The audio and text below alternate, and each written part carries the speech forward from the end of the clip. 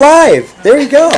Okay, so Dave, we're going to graph more tree graphs. You really need to pay attention. Put the phones away. Put the phones away. So, real quick, off the bat, I see a tangent. So let's say I have absolutely no clue how to do this, okay? No clue at all. So then let's just start with our sheet. So the general tangent curve has this shape, okay? So what I like to do when I do these hard graphs, I like to just draw the shape kind of next to it. So I got to start. Okay, so I do know the general tangent curve looks like this, okay? It's got asymptotes and asymptotes. That's what a tangent curve looks like, okay? Now, with the two, what I want to do is get two curves in the space of one. Or what I have to do is make each one of them half as big. To get two in there, I have to make it half as big. So I start with what I call the new period, okay? So the period of a tangent curve is pi. But the new period is going to be pi divided by this number, by b. So to find the new period, I'm simply going to take tangent. I'm going to take my period of pi. Tangent is pi and cotangent of pi, and all the rest are 2 pi, right?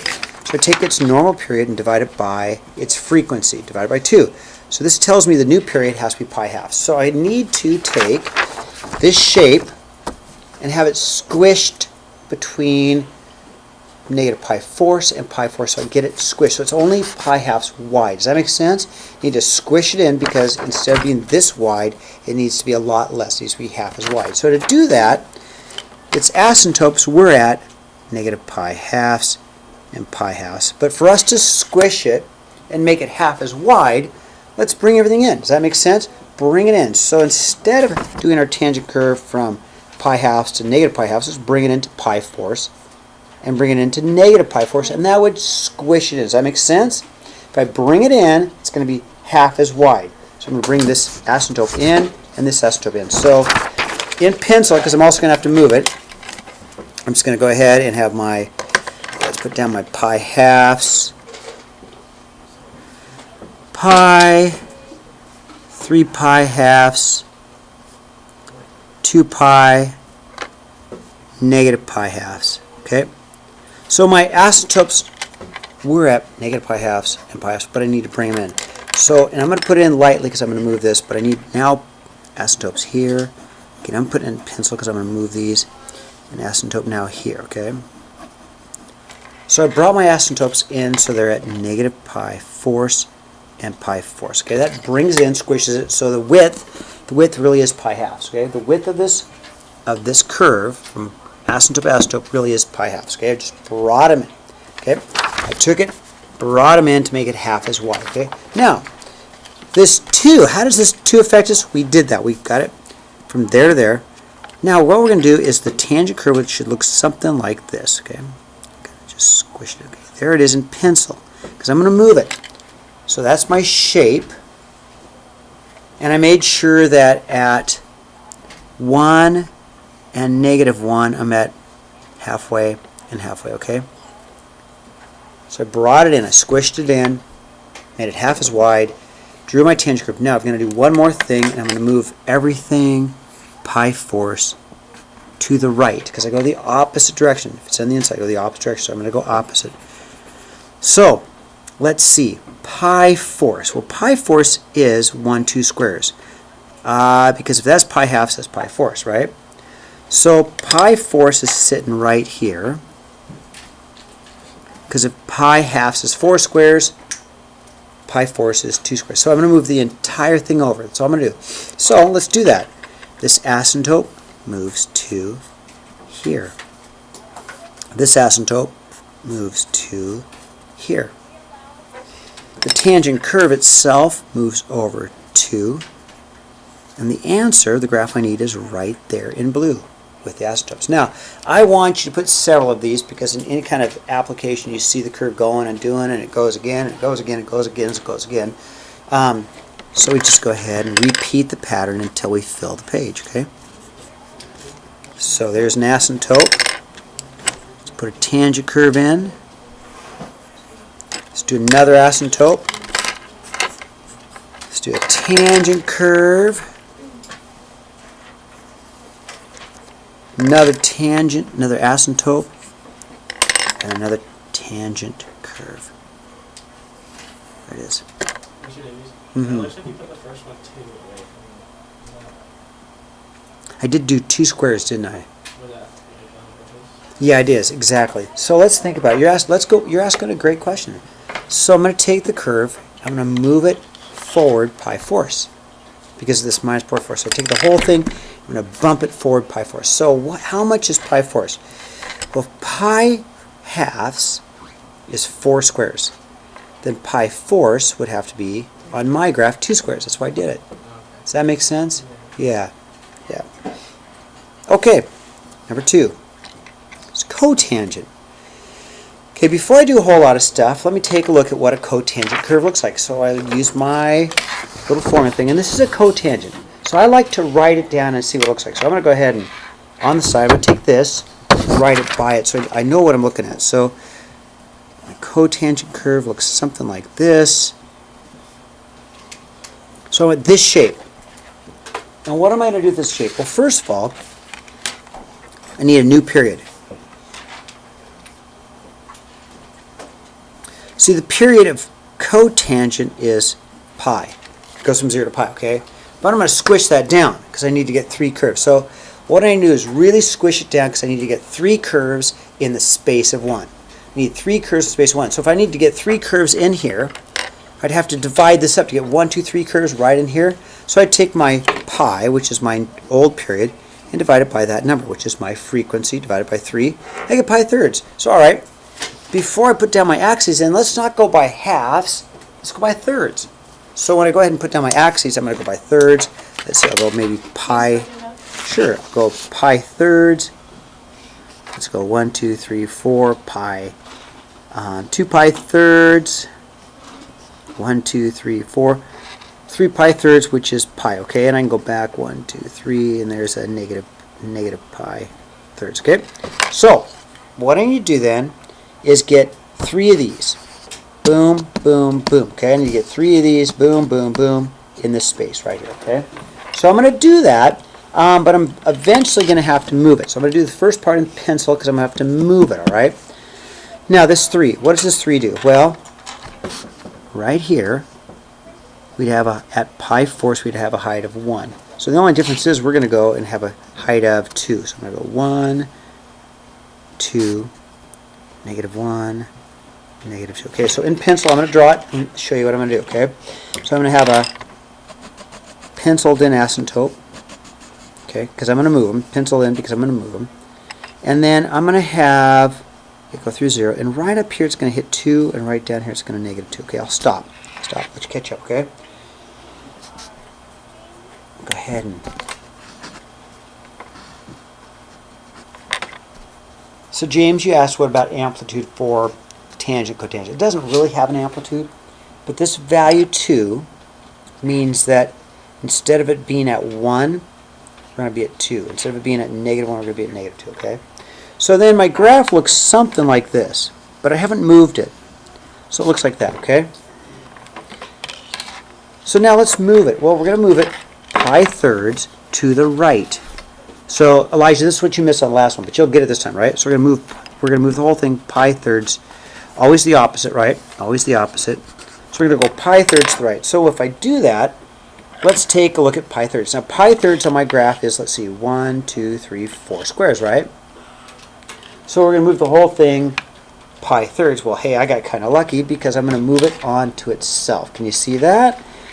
This asymptote right here is going to move to here. I like this. It's moving onto itself. This asymptote right here moves pi thirds. It moves onto itself. I like that. This asymptote right here moves to here. Moves right onto itself, right? This curve here, this tangent curve, is going to move pi thirds, which is 4 squares. It moves right onto itself. Doesn't always work that way, but when it does, it's nice because then it makes it easy. I'm just going to go ahead and draw it in. Okay.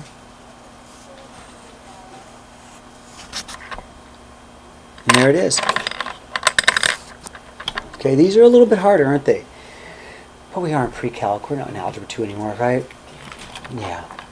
Okay, give me thumbs up when you're ready for me to turn the page, because I think some of you are still copying this down, right?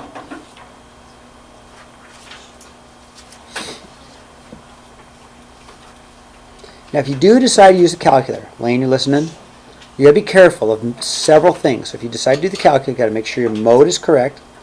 You got to make sure your scales match up to the scales on the graph. That's probably the biggest thing. You got to make sure your scales match up to your scales on the graph. You got to make sure you're in radian mode. Okay, you guys ready to turn the page? Okay, there we go. All right. Okay, how about a secant?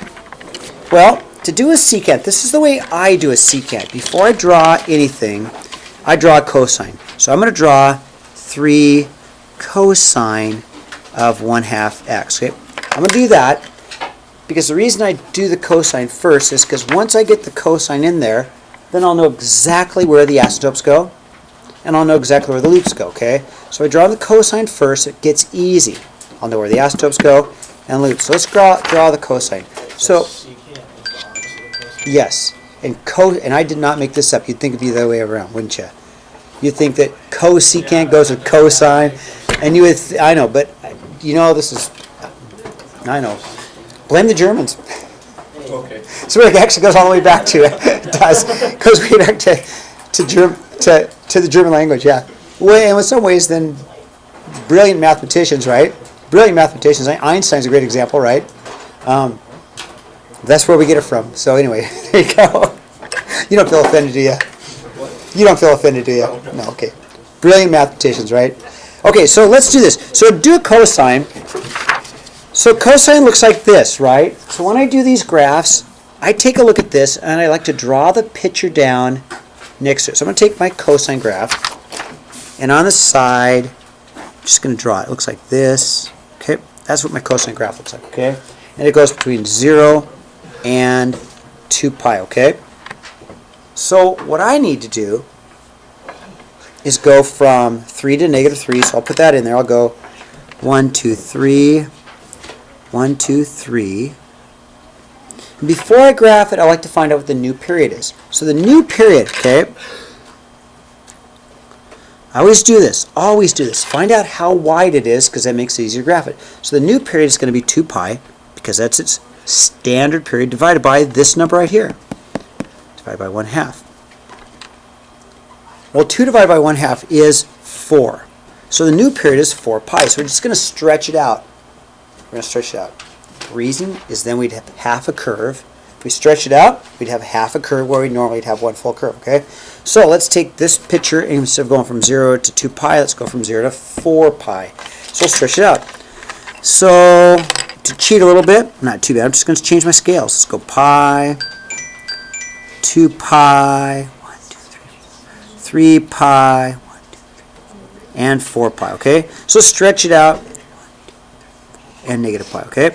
So, again, when I do these, before I do any graphing, I find out what the period's going to be.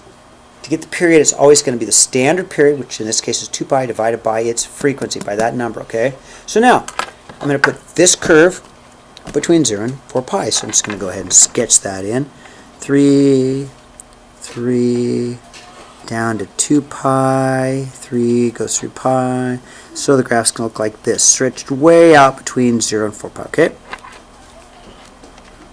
Okay, does that make sense? Got it really stretched out between 0 and 4 pi because that's how wide the period has to be. Okay, now, it gets easy. Honestly, it gets easy. Now, the only difference we're going to do now is, instead of graphing cosine, let's do secant. And secant is 1 over cosine, right? So we're going to do a 1 over cosine. So when cosine's 0, you divide by 0, you put in your asymptotes. Again, where cosine's 0, secant's going to be undefined, so I put an asymptote here. Does that make sense where I put my asymptotes? Right here, right? Cosine's 0 here. 1 over 0 is undefined, so I put an asymptote here. Okay. Now I put in my loops because I really want my secant, and secant looks like this, my loopies, right? So when cosine gets big, secant gets small, and vice versa. So my loops go here, here, and here. Okay, not too bad. Last one, okay? Okay, ready for the last one? Okay. Now, yep. I'll wait for you. I'm not going to go on until you guys get this, okay? Great question. So you're okay with how I got my cosine, aren't you? So the asymptotes have to be where it crosses the x-axis. Oh, yeah. Does that make sense? Because that's where it has a value of 0, which would be 1 over 0 as an asymptote, okay? All right, thumbs up. You guys ready for the last one? So this one, before I do anything, this 2's in the wrong spot, okay? This 2's in the wrong spot. So I'm going to common factor. I'm going to rewrite this as a 1/2 cosecant 2 parentheses x plus pi 8ths. So I factor out the 2. Factor out the 2. And when I take half of my pi 4ths, I get pi 8ths because I factored out the 2. Okay, you all right with pi 8ths? Okay, or you can go backwards. That times that makes 2 8ths, which is 1/4. Okay? Now, you bet. So when I pull out the 4, I'm going to actually make this half as big because I pulled out the 2. So half of 4 is 8. Okay? Now, what does a cosecant look like? Well, look at my chart, right?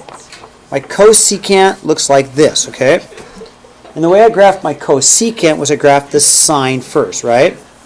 So let's graph the sine first. Before I do anything, I'm going to change this whole thing. I'm going to graph y equals a 1/2 sine of a 2 times an x plus pi 8. So I want to graph that first, all right?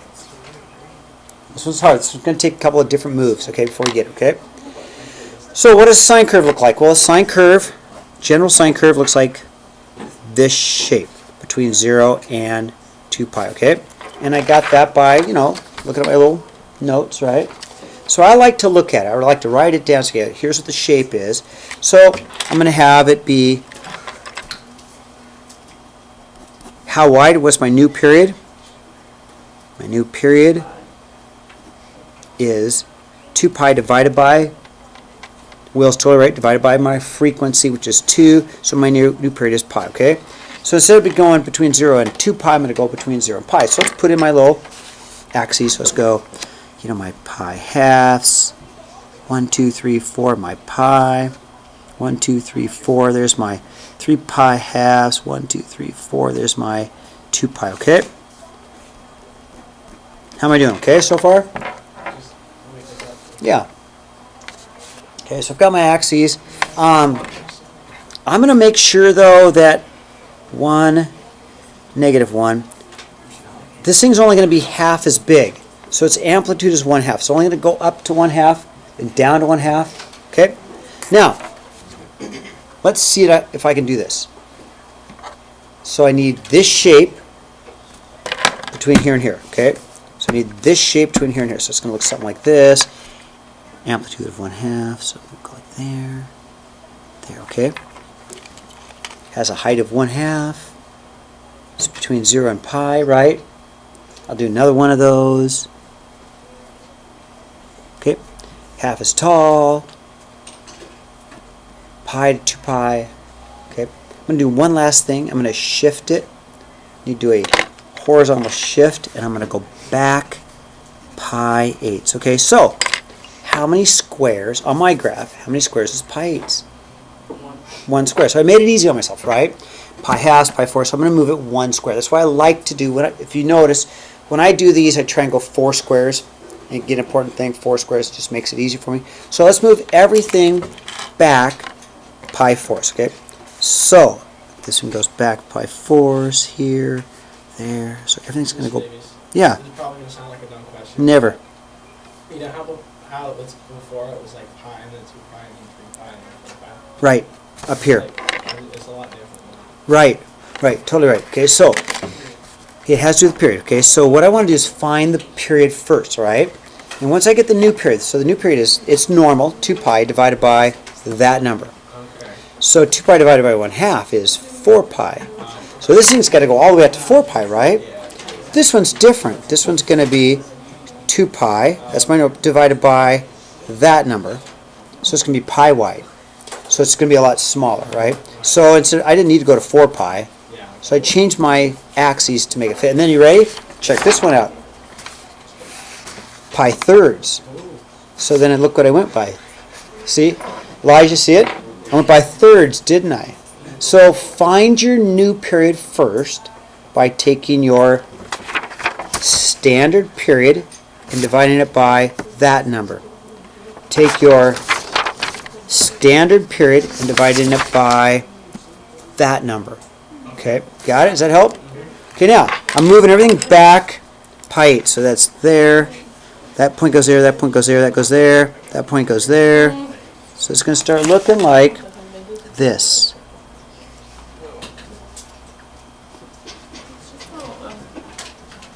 Okay. Uh-huh. So you know how much pi is when you go back. Great question. Let's do a little, I know you guys love fractions, don't you? Let's do a little fraction lesson, okay? A little fraction lesson, okay? If that's pi halves right there, 4 squares pi halves, ready?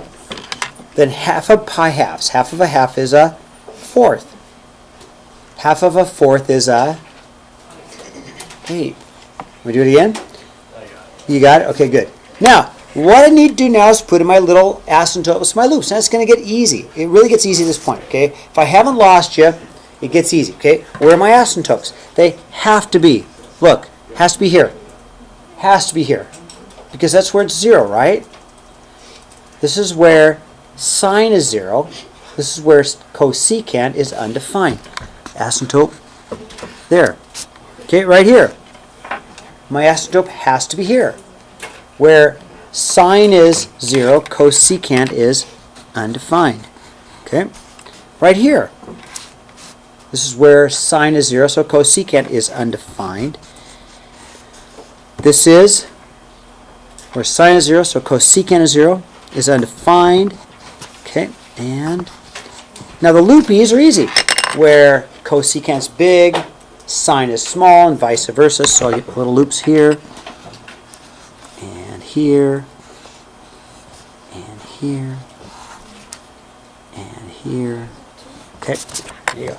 Now, before I quit, there's only 4 problems, okay? I'm not against technology. And Lane, you know, I always tell you that because you like technology, right? Not against technology at all. Technology can do an awful lot of this. You can graph these on your calculator, but you have to be very careful. Now, here's what you have to know, though.